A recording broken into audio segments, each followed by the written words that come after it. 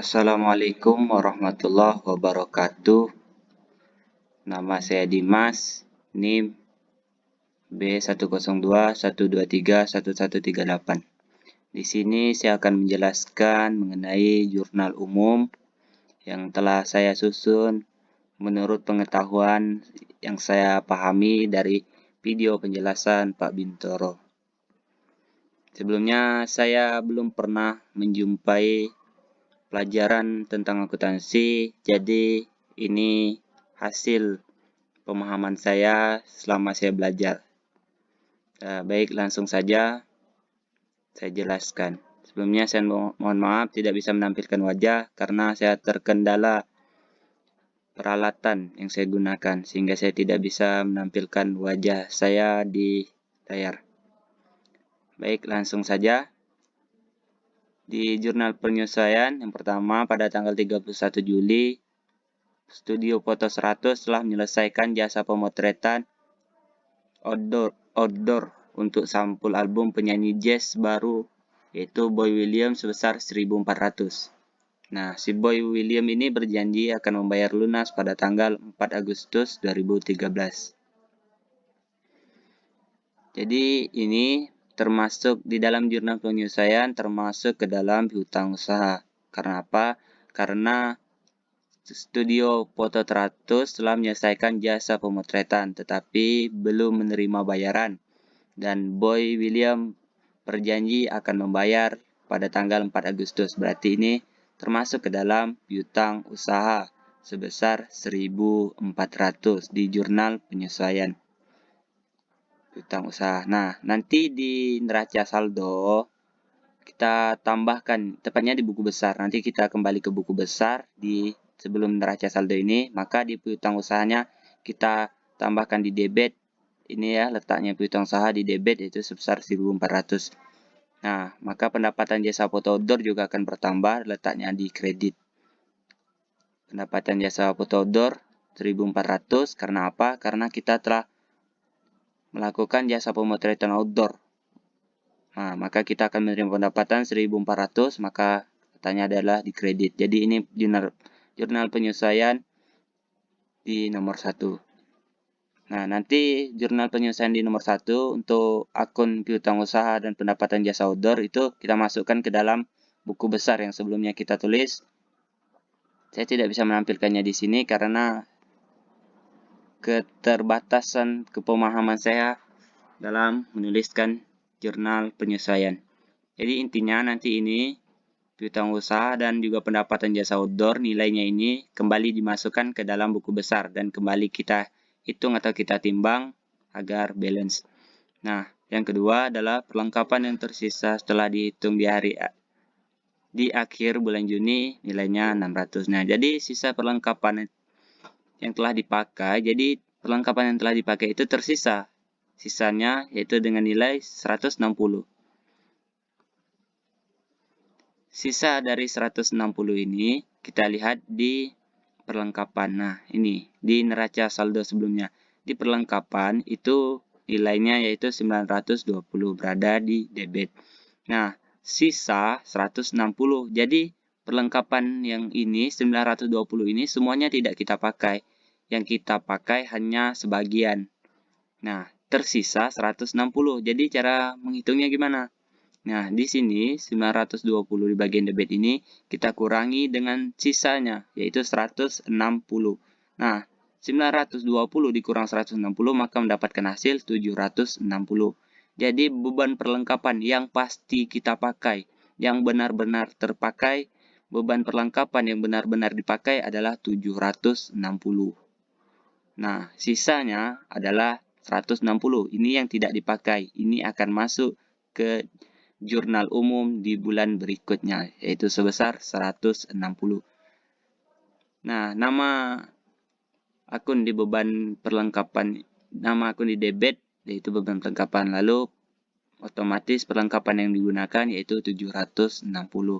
Jadi 760 ini adalah perlengkapan yang benar-benar atau yang telah dipakai oleh Studio Foto 100. Jadi perlengkapan yang dipakai itu yang telah dipakai yaitu senilai 760. Namun Studio Foto 100 membeli perlengkapan sebesar 920.000, tetapi semuanya tidak dipakai. Yang dipakai hanya 760, maka terdapat sisa 160.000. Nah, sisa ini kita kembalikan lagi ke dalam buku besar.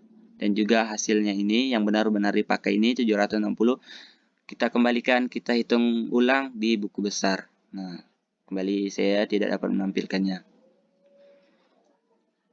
Lanjut di nomor 3, sewa motor. Sewa motor dibayar di muka. Sewa kendaraan, sebenarnya di sini sewa kendaraan dibayar di muka untuk masa 1 tahun. Foto 100 sudah menggunakan motor selama 1 bulan. Nah, jadi kita lihat di neraca saldo, ini dia sewa kendaraan dibayar di muka. Sebenarnya ini sewa kendaraan dibayar di muka untuk masa 1 tahun. Tapi Studio Foto 100 baru menggunakannya selama 1 bulan. Nah, kita lihat di neraca saldo, sewa kendaraan dibayar di muka itu total selama 1 tahun adalah 3.360. Nah, di jurnal penyesuaian di nomor 3 telah dijelaskan bahwa Studio Foto 100 sudah menggunakan motor selama 1 bulan. Jadi Studio Foto 100 baru menggunakan motor yang disewa selama 1 tahun baru digunakan selama 1 bulan. Nah, di jurnal penyesuaian yang hanya kita tulis yaitu yang telah dipakai ya 1 bulan ini. Berarti 3.360 ini kita bagi ke dalam 12 bulan. Karena apa? Karena sewanya selama 1 tahun berarti dibagi ke dalam 12 bulan. 3.360 dibagi 12 maka hasilnya 280. Nah, di jurnal penyesuaian beban sewa kendaraan kita tulis 280. Karena apa? Karena Studio Foto 100 baru menggunakan kendaraan yang disewanya selama 1 bulan. Nah, jadi sewa 1 bulan itu sebesar 280. Inilah yang akan dibayarkan sebenarnya pada bulan Juli. Nah, jadi ini semua akan kita masukkan atau akan kembali ke buku besar dan akan kembali hitung. Di buku besar, maka ini termasuk ke dalam beban sewa kendaraan. Dan kita masukkan kembali datanya sebesar Rp2.800. Lalu di bawahnya kita tulis sewa kendaraan dibayar di muka. Juga bertambah karena apa? Karena sewa kendaraan yang dibayar di muka yaitu sebesar 280. Lanjut nomor 4. Nomor 4, peralatan dan perabot kantor yang dibeli di tanggal 5 Juli diperkirakan dapat dipakai selama 4 tahun. Nah, Anda mengusulkan untuk menghitung beban penyusutan menggunakan metode garis lurus dengan nilai sisa Rp200. Nah, metode garis lurus ini baru saya temukan setelah mendengarkan penjelasan dari Pak Bintoro. Jadi, di dalam metode garis lurus itu umur ekonomis di sini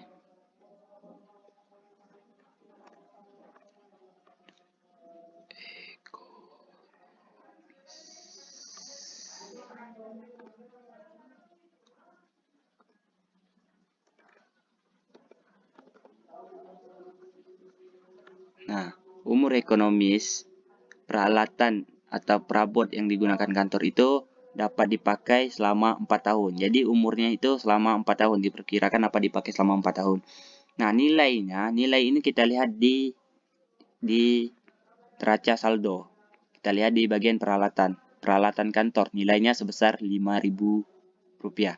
Nah, jadi kita masukkan Rp5.000. Lalu nilai sisa kita lihat di jurnal penyesuaian ini. Nah, dengan nilai sisa 200. Nah, di sini. Maka 200 kita masukkan ini. Cara menghitungnya adalah nilai dikurangi dengan nilai sisa.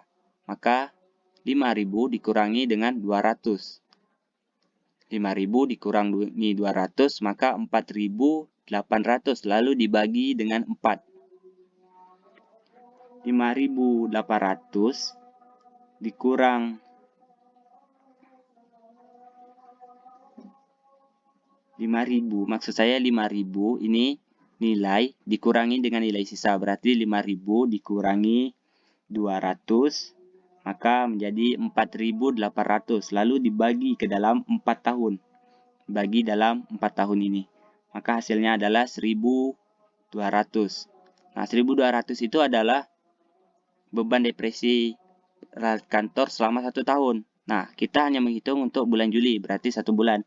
Jadi 1.200 itu kita bagi lagi ke dalam 12 bulan, maka mendapatkan hasil 100. Jadi beban depresiasi peralatan kantor hanya sebesar 100. 100 ini kita dapat dari hitung-hitungan menggunakan metode garis lurus. Nah, maka di bagian akumulasi depresiasi peralatan kantor juga kita tuliskan 100 agar sama. Lanjut nomor 5. Nomor 5, penerimaan jasa pemotretan dari tabloid Clara pada tanggal 3 Juli untuk 2 edisi, Juli dan Agustus. Foto 100 telah menyelesaikan pemotretan untuk edisi Juli. Sebenarnya saya tidak paham di bagian nomor 5 ini karena apa? Karena di sini tidak tertera nilai nominal uang yang terjadi transaksi, tidak ada. Maka saya tidak paham. Jadi saya hanya mengambil kesimpulan bahwa di nomor 5 ini merupakan pendapatan dibayar di muka. Karena apa? Karena Clara telah membayar untuk 2 edisi pemotretan, yaitu di bulan Juli dan bulan Agustus. Tapi studio foto baru bisa menyelesaikan pemotretan untuk edisi Juli. Jadi ini termasuk ke dalam pendapatan dibayar di muka. Nah, karena studio foto 100 telah menyelesaikan pemotretan untuk edisi Juli, maka kita hanya mencatat untuk Juli saja. Kita cari di neraca saldo. Bagian pendapatan dibayar di muka sebesar 4.800. Nah, untuk 2 edisi, maka 4.800 ini kita bagi 2 menjadi 2.400. Nah, pendapatan dibayar di muka untuk penyelesaian pemotretan edisi Juli saja maka 2.400. Nah, pendapatan jasa pemotretan juga kita tambahkan, maka hasilnya sama yaitu 2.400.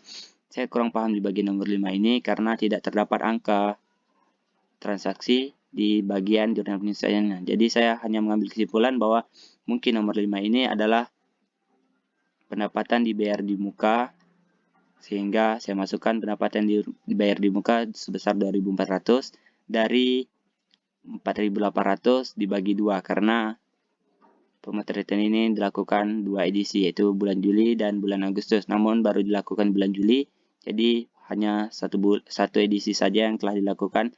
Maka hasil pembayaran dari satu edisi foto tersebut sebesar 2.400. Nomor 6. Staf kantor ikut menemani dalam pemotretan pada majalah berkebun di hari libur. Uang lembur yang dijanjikan sebesar 200 akan ditransfer pada pembayaran gaji di pertengahan Agustus 2013. Nah, ini termasuk ke dalam beban gaji. Kenapa? Karena ini merupakan gaji uang lembur yang akan dijanjikan 200 dan akan dibayar di bulan berikutnya, yaitu di pertengahan Agustus. Sementara ini merupakan jurnal penyelesaian di bulan Juli. Jadi, beban gajinya sebesar 200. Utang gaji sebesar 200. Kenapa utang gaji? Karena ini belum dibayarkan dan akan dibayarkan, maka termasuk ke dalam utang gaji. Dan ini utang gaji akan dibayarkan pada tanggal di pertengahan Agustus. Maka beban gaji sebesar 200, utang gaji sebesar 200. Nomor 7. Tagihan air di bulan Juli diterima pada tanggal 1 Juli dan akan dibayar minggu pertama Agustus. Ini kenapa?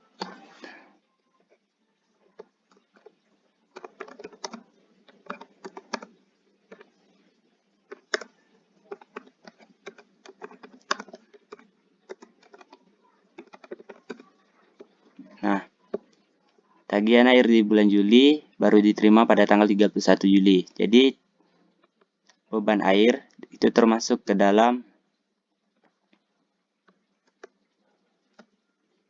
sebesar 120.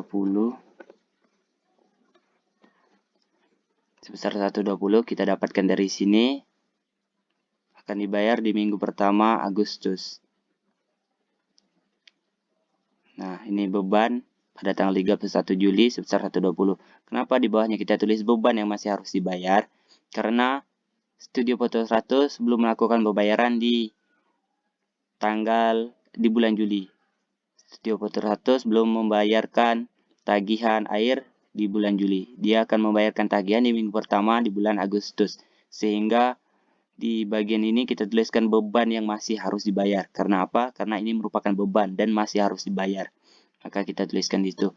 Nah, mungkin itu saja dari saya. Ini semua kembali akan kita masukkan ke dalam buku besar. Setelah ini semua kita masukkan, kita hitung ke dalam buku besar, maka kembali kita hitung neraca saldo setelah penyesuaian. Jadi ini neraca saldo sebelum penyesuaian. Setelah melakukan jurnal penyesuaian, maka neraca saldo ini harus kita sesuaikan lagi sesuai dengan jurnal penyesuaian.